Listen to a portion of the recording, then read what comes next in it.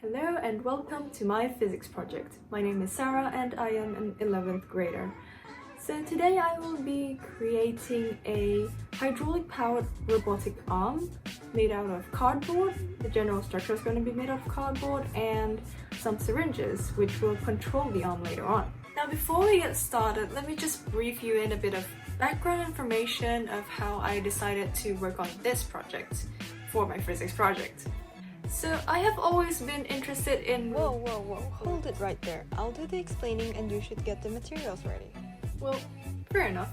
I'll go get the materials ready. See ya! Alright, so while the other me gets stuff ready, I'll be explaining to you about a bit of background information. I have always loved robotics, machines and systems, but have never actually taken some time off to figure out how they work, why they work, and what principles are behind them. Now, given this opportunity to work on any project pertaining to any physics topic, I've decided why not just work on something that interests me that I have never done before.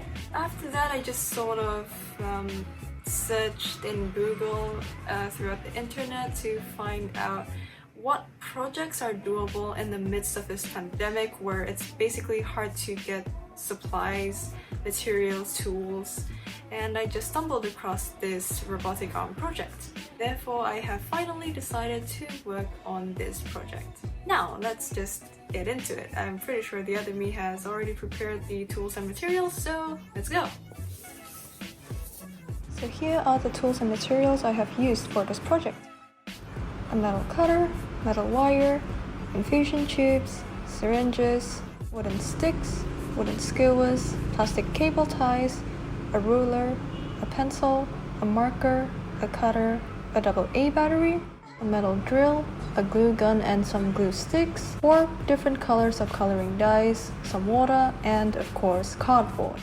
But first let's cut out some of these cardboard. There, much better. So for the next 2 minutes or so, I'll be showing you the process of how I made this robotic arm. Feel free to skip to the explanations if you would not like to watch it.